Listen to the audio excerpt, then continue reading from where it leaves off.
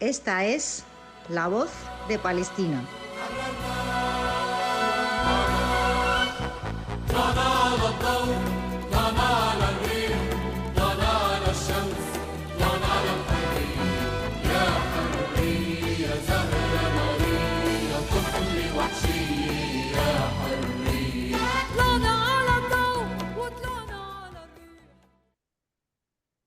Señoras y señores, muy buenos días. Amable teleaudiencia de Emigrados Televisión que se emite desde Bilbao, Euskal Herria.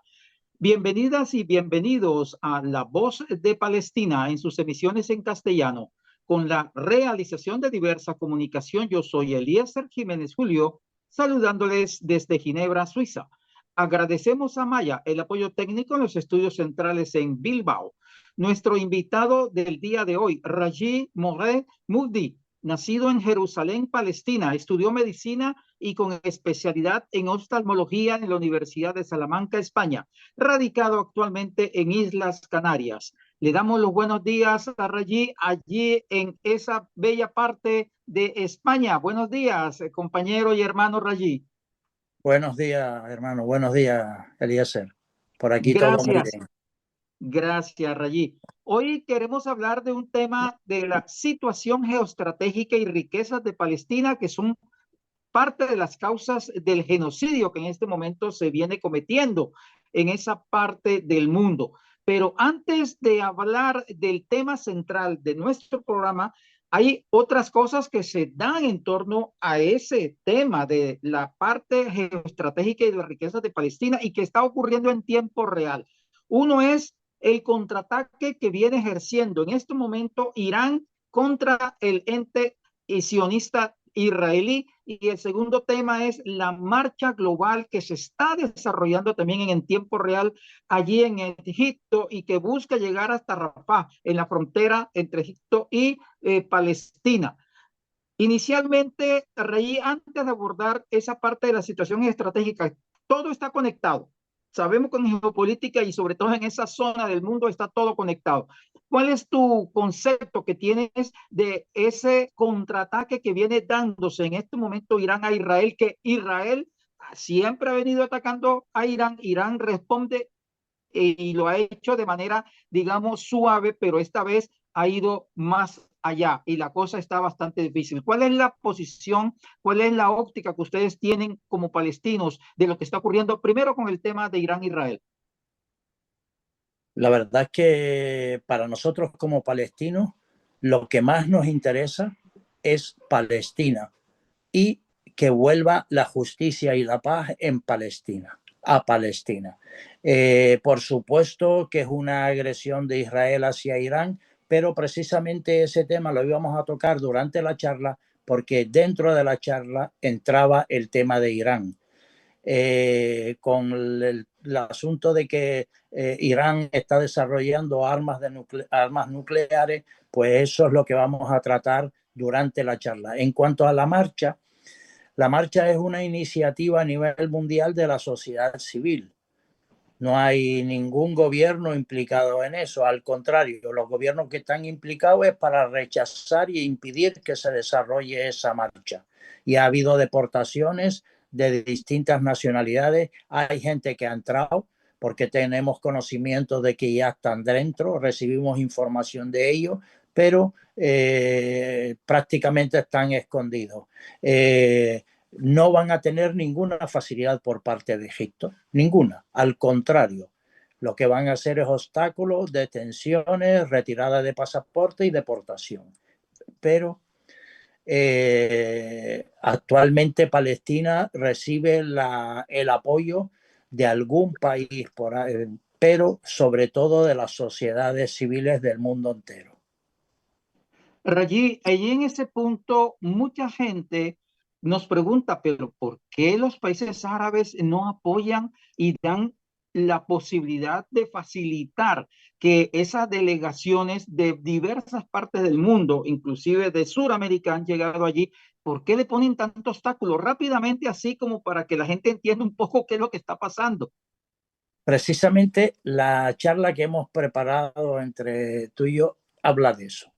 Habla de eso, precisamente ese es el tema casi principal de lo que es la geoestrategia, porque la geoestrategia no es el trozo de Palestina solita. Sí sé que Palestina está en un sitio en donde, yo siempre lo digo, es una bisagra que une 3 continentes y por tanto es un sitio importantísimo para todo el mundo. Pero hay papel y papel. Hay algunos papeles de unos gobiernos y hay otro papel distinto de otros gobiernos árabes. Y eso precisamente lo que vamos a tratar. Perfecto, Rayi. Entonces, cuéntanos, me imagino que vas a comenzar un poco con lo histórico, ¿no? Con De eso listo. de la situación estratégica y riquezas de Palestina, que es una de las causas del genocidio. Sí, señor. Sí, señor. Pues la verdad es que todo es... a ver, ¿por qué nacieron las filosofías, las normas de convivencia en Oriente Próximo, en las partes de Mesopotamia, Palestina y esa región? Nacieron las filosofías y las normas de convivencia, que terminaron muchas siendo religiones, pues precisamente para que haya alguna norma de respeto entre los seres humanos. Pues eso muchas veces no ha tenido solución. Y después de la primera revolución industrial en los 1840, 1870, con el aumento considerable de la industria del carbón que comenzó en Inglaterra y se extendió por los países europeos y por la América anglosajona, se producen importantes cambios en las sociedades. Aumentan sus necesidades y por tanto el consumo, lo que origina que las potencias europeas comiencen a buscar nuevos mercados, nuevas rutas comerciales y sobre todo recursos naturales. Y a finales del siglo XIX se reúnen en Berlín las potencias europeas en la conferencia de Berlín y se reparten el continente africano como si fuera un pastel.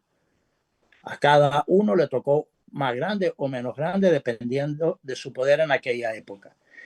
Y también Inglaterra y Francia, que eran las potencias emergentes de aquella época, comienzan a disputarle las rutas comerciales al Imperio Otomano. Estas disputas comerciales por los recursos naturales fue la verdadera causa de la Primera Guerra Mundial, porque la Primera Guerra Mundial fue entre países colonialistas europeos, peleando entre ellos las rutas naturales.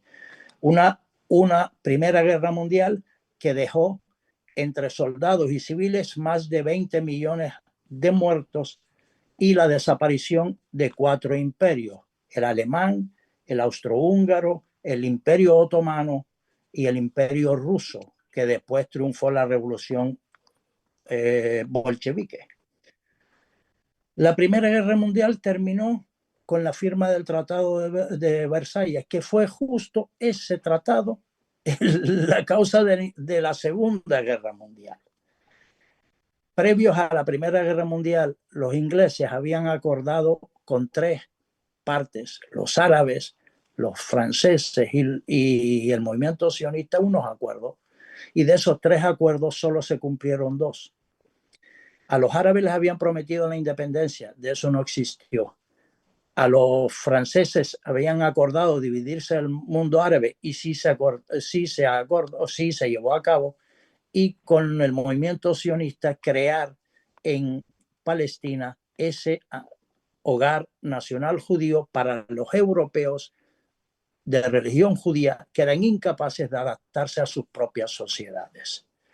Ese aumento de esa llegada masiva de emigrantes judíos a Palestina aumentó y mucho más después y durante la Segunda Guerra Mundial.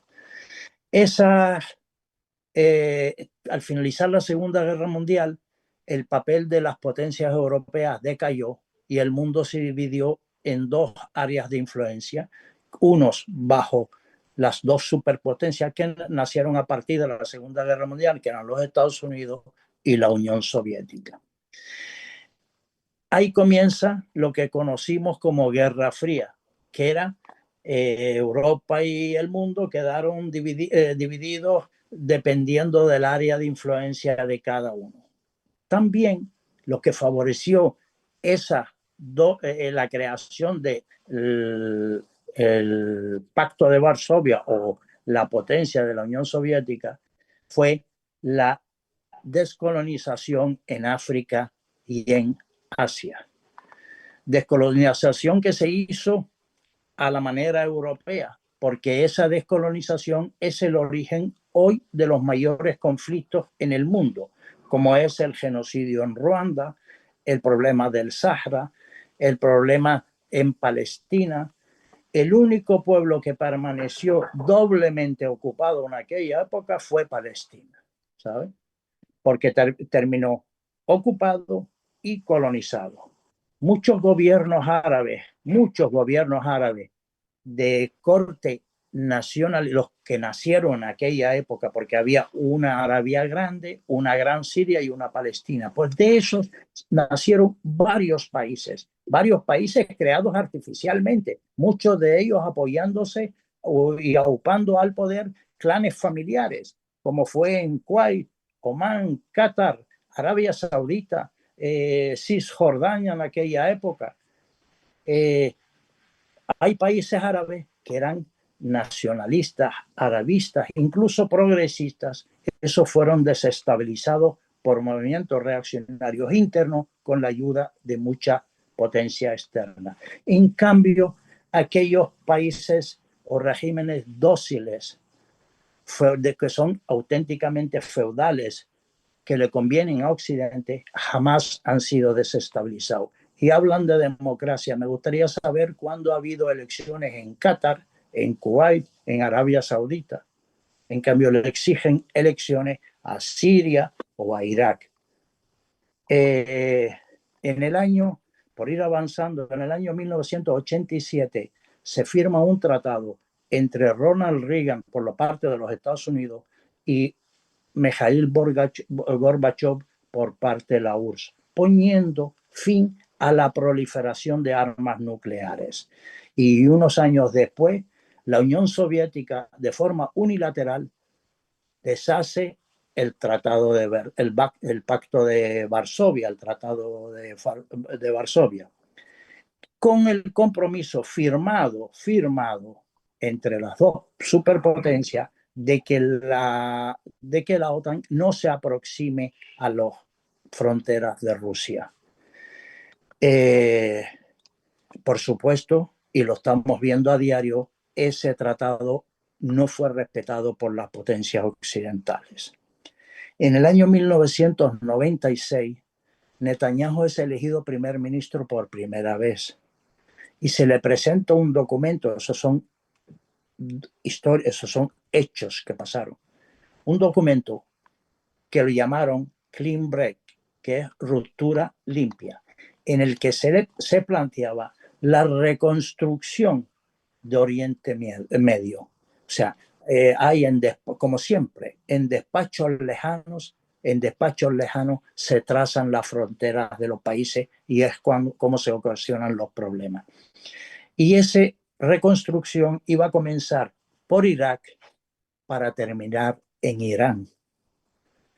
Según revelaciones del excomandante supremo de la OTAN en Europa, los atentados del 11 de septiembre del 2001 vinieron como anillo al dedo para llevar a cabo esos planes.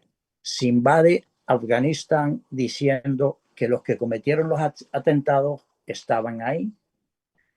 En el 2003 se invade Irak con el pretexto de armas de destrucción masiva que jamás aparecieron porque no existían, dejando al país destrozado y más de 2 millones de muertos. En el 2011 se derroca a Gaddafi en Libia, lo que conduce al país al caos y termina la labor que ejercía Libia, dando trabajo a millones de subsaharianos y a más de 1 millón de egipcios. En diciembre del 2024 y tras 13 años de guerra promovidas por potencias ajenas al mundo árabe, cae el régimen de Bashar al-Assad, ocupando el poder un personaje que hasta entonces estaba en busca y captura y con una recompensa de $10 millones porque era yihadista era de ISIS, era de Daesh, era de todo. Pero hoy ese personaje es recibido en los despachos o recibe él a todas las personalidades de Occidente. Ante este panorama, Palestina y los palestinos han elegido el camino de la dignidad, por lo que seguirán luchando por su tierra y sus recursos naturales, que Israel, con ayuda de países europeos, pretenden extraer y están extrayendo, saltándose el derecho internacional. Pero vamos a hablar ahora del tema de Irán. Siempre Israel ha dicho que Irán tiene armas nucleares. Y según yo poco entiendo de esas cosas, pero según hasta los medios de comunicación occidentales, Irán no tiene las armas, sí está haciendo estudios para desarrollarlas, puede ser. Pero, ¿cómo adquirió Israel sus armas nucleares? Porque las tiene de hace muchos años. El 13 de junio del 2025, Israel lanza un ataque contra Irán con el pretexto de frenar el desarrollo de esas armas nucleares. Irán lleva meses negociando con los organismos internacionales y con Estados Unidos para controlar ese proceso de fabricación de armas nucleares y para qué son y si son para fines pacíficos o no pacíficos. Pero a Israel no le interesaba que Estados Unidos e Irán ni con el organismo internacional llegaran a un acuerdo y por eso torpedeó los acuerdos que se estaban produciendo la semana pasada.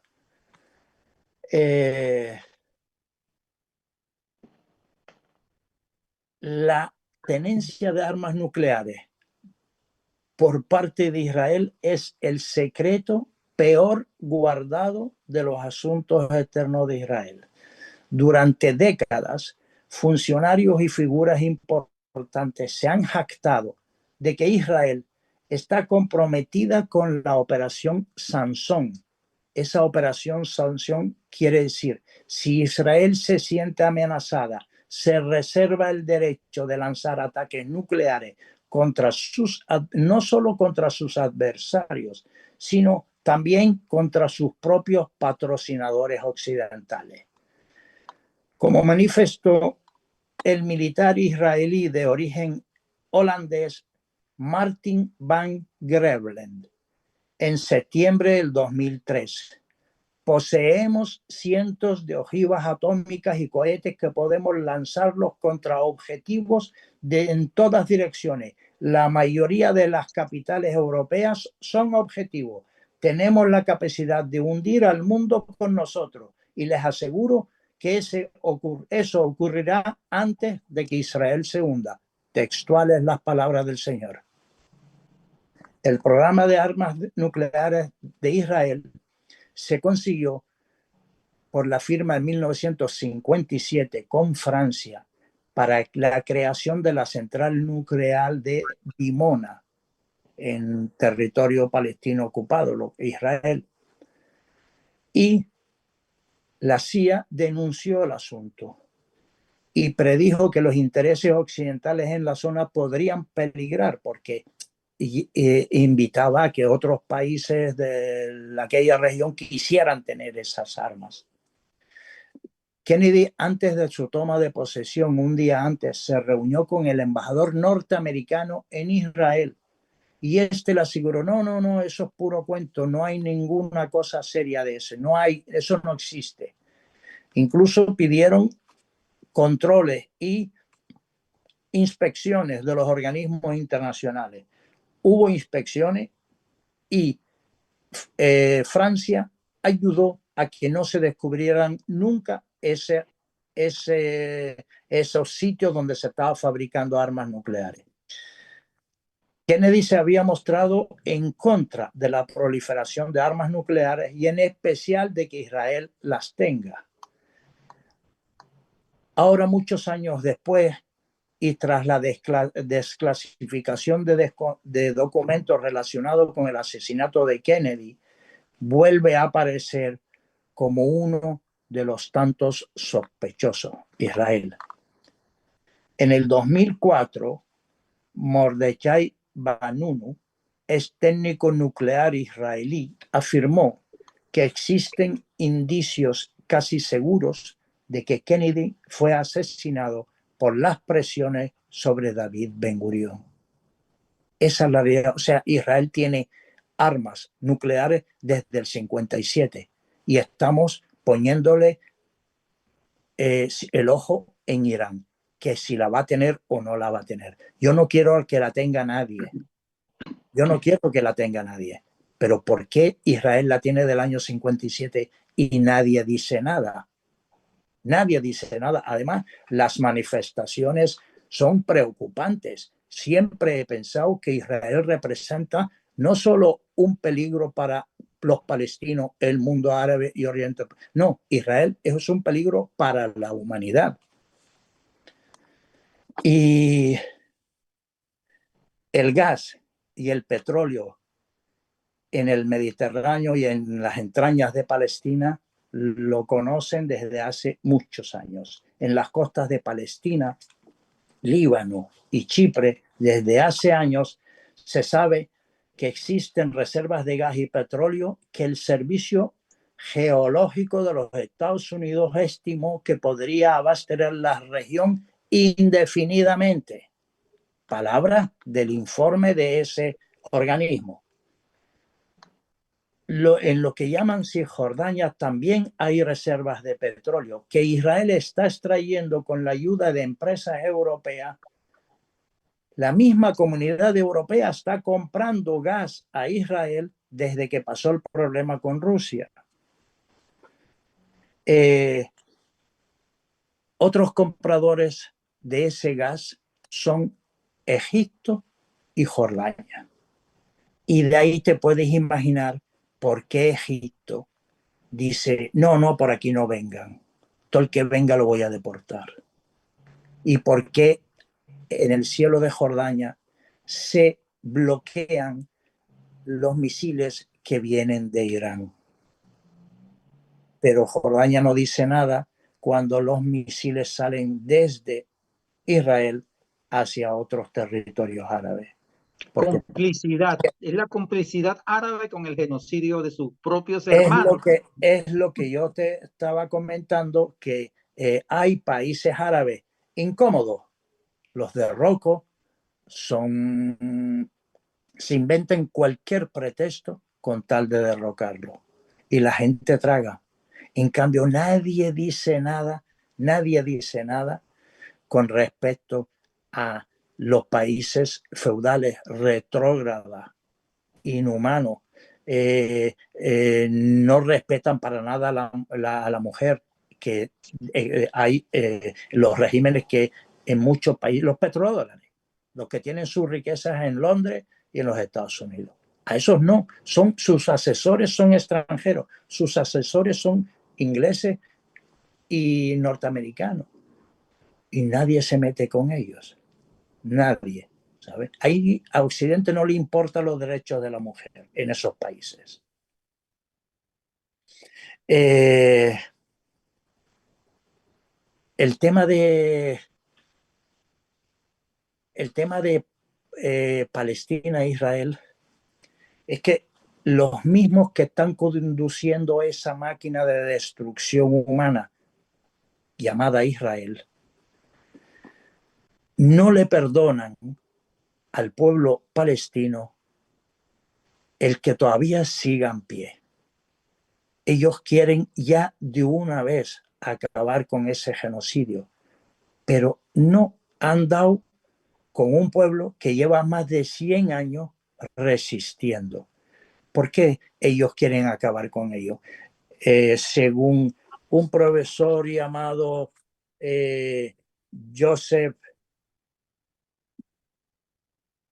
Joseph Massad, ¿sabe? En donde dice que el genocidio es un valor europeo. Europa ha cometido genocidios en distintos sitios y duermen tranquilos. Y ellos lo que quieren es acabar de una vez con ese problema para ver si ya dejamos de salir en la tele y puedan almorzar y dormir tranquilos. Pero mira por dónde, que creo que lo van a tener muy difícil. Porque Hitler cayó y como Hitler va a caer Netanyahu. Rayé, en este momento, muchos que nos te están escuchando, que te están viendo, se estarán preguntando, y yo también me pregunto, esa caída del ente genocida israelí está a largo plazo la capacidad de respuesta de Irán, de los yemení, de los propios palestinos, de la resistencia libanesa, de otras poblaciones que siguen teniendo al ente sionista como enemigo. ¿Hasta cuándo va a darse esa posibilidad, la capacidad de respuesta de esa resistencia heroica que incluye a Palestina? Tú que observas, tú que eres de allí, de esa zona, que vienes haciéndole seguimiento, ¿qué piensas? Eliezer, yo creo más. ¿Por qué? Porque la resistencia palestina, es decir, querían acabar con Hamas, pero si desde hace meses podían haberlo hecho. Ellos quieren otra cosa, ellos quieren quedarse con todo. Pero yo creo más, el pueblo yemení, que son una cosa mínima, la resistencia en el Líbano está muy tocada, pero yo creo mucho más en las sociedades del mundo. El presidente de los Estados Unidos va a caer por su propia gente, va a caer por el propio norteamericano, porque yo para mí estoy seguro, nosotros jamás puedo pensar que un país tipo latinoamericano o africano ataque y le gane a los Estados Unidos. No, los Estados Unidos va a caer por su propia gente, porque nadie puede soportar, ningún partido, ninguna sociedad puede soportar las barbaridades que está haciendo y diciendo ese presidente que han elegido. Implosión. Sí, para mí sí. En Europa, aunque todos los gobiernos, todos están callados y si hacen muy poco, casi insignificante, es la propia sociedad la que les va para los pies. Es la propia sociedad. Yo sí creo mucho en el ser humano. Yo no quiero que Palestina podamos recuperarlo a través de una tercera guerra mundial. Eso no, yo como humano no puedo permitir eso. Yo como humano pido que recapaciten los creadores de ese engendro llamado Israel, porque son ucranianos, polacos, bielorrusos, argentinos, españoles, franceses, ingleses, los que me recogieron y los mandaron a vivir allá, para yo tener que vivir fuera. Que recapaciten. Puedes buscar una entrevista que se produjo hace 2 o 3 semanas aquí en España en una televisión, Antena 3, en un programa que conduce, es una entrevista a Felipe González. Y Felipe González le preguntaron que qué opinaba con lo que estaba pasando en Palestina y en Gaza. Y Felipe González dijo: la verdad que lo que está pasando, eso lo puedes buscar, está en YouTube y en cualquier sitio. La verdad es que es una auténtica cacería, porque están matando a la población civil. Israel no está matando ni a Hamas ni a estos niños, mujeres, civiles. Y mire, le voy a decir una cosa, le dijo al entrevistador. Yo, cuando me tocó gobernar, coincidí con el gobierno de Isaac Rabin. Y en unas conversaciones con Isaac Rabin, yo estoy repitiendo lo que oí. En unas conversaciones con Isaac Rabin, él me reconoció que, mira, nosotros podemos ganarle a 2 o 3 países que tenemos alrededor si nos atacan o los atacamos, porque tenemos la potencia de poder ganarles, destrozarles, a los que jamás podremos ganar, y no porque no tengamos la fuerza, ni porque tengamos el armamento, ni porque no tengamos el poder para destrozarnos, es a los palestinos. Y Felipe González le pregunta, ay, ¿por qué? Porque no tenemos legitimidad. Palabras textuales de Isaac Rabin.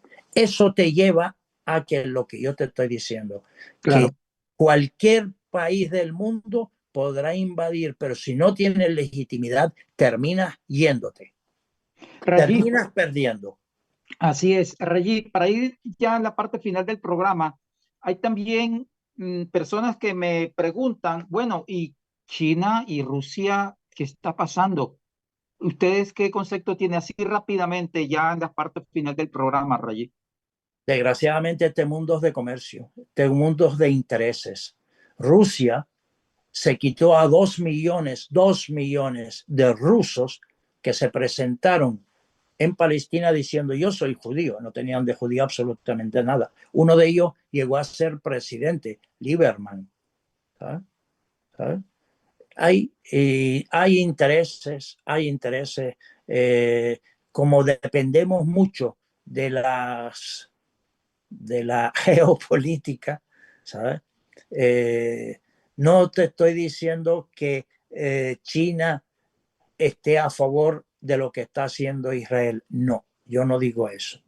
Yo digo que hay intereses comerciales grandes que hacen que este mundo se mueva. Pero yo sé que a la larga, por encima de los intereses comerciales, está la dignidad de un pueblo. Y por eso yo confío en que si no es hoy, es mañana, y si no pasado mañana, Palestina volverá a ser libre, democrática y laica. Incluso, Rayi, para afirmarte eso que estás diciendo, el propio Trump ha dicho que un mediador válido entre el conflicto, digamos, entre Israel e Irán en este momento es Rusia. Fíjate Sí, tú cómo va el tema de la diplomacia, del comercio y de la geopolítica. Sí, señor. Sí, señor. Eso es. Rayi, en un minuto, el mensaje final que nos dejas en esta semana desde La Voz de Palestina, cuando has abordado el tema de la situación geoestratégica y riquezas de Palestina, una de las causas del genocidio. La verdad que la mayor esperanza que tengo, lo vuelvo a repetir, es en las sociedades del mundo. Antes de ayer, el sábado, nosotros aquí, esto es una isla pequeña, gracias a Dios, preciosa, bonita, tranquila, pero la sociedad se movilizó y hubo una manifestación, lo que podíamos hacer aquí, pero en Madrid, Barcelona salieron cientos de miles, ¿sabes? En Europa, en Sí, toda Europa. en todos los países, ¿sabes? Las mismas manifestaciones de California y otras ciudades en los Estados Unidos. Yo sé que eran por la política de Trump, pero al mismo tiempo, la persona que combate a la política de Trump a la larga, también es un ser humano pensante que no le interesa que haya tanta inhumanidad en este mundo. No te digo que los demócratas sean mejores que los republicanos. No. Así es, Rayi. Hermano Rayi Moret Mugdi, allí en Islas Canarias. Agradecerte altamente tu tiempo, tus análisis, tu gentileza de atendernos en esta semana con el programa La Voz de Palestina, con el tema que hemos abordado, que has desmenuzado y que tiene que ver con la realidad en tiempo real que está ocurriendo hoy día. Un abrazo, hermano, y seguimos en contacto y atentos al desarrollo de estos acontecimientos, que es el desarrollo de la vida, no solamente de las y los palestinos, sino de la humanidad. Muchas gracias, muchísimas gracias por dejarnos y permitirnos hablar de Palestina. Así será, hermano. Gracias. La voz de Palestina, nuestro invitado de hoy, Raji Mored Muddi, nacido en Jerusalén, Palestina, estudió medicina con especialidad en oftalmología en la Universidad de Salamanca, España, radicado actualmente en Islas Canarias. Tenemos pues ese agrado de tener a ese hermano palestino que siempre nos trae la actualidad. Muchas gracias por el apoyo técnico de Amaya en los estudios centrales en Bilbao. Este programa, La Voz de Palestina, en Misiones en castellano, fue realizado por Diversa Comunicación y emitido por Emigrados Televisión desde Bilbao, Euskal Herria. Yo soy Eliezer Jiménez Julio. A ustedes, amable teleaudiencia, agradecerles por su atención. Tengan ustedes feliz resto de día. Muchas gracias y que viva Palestina libre del río al mar. La Voz de Palestina.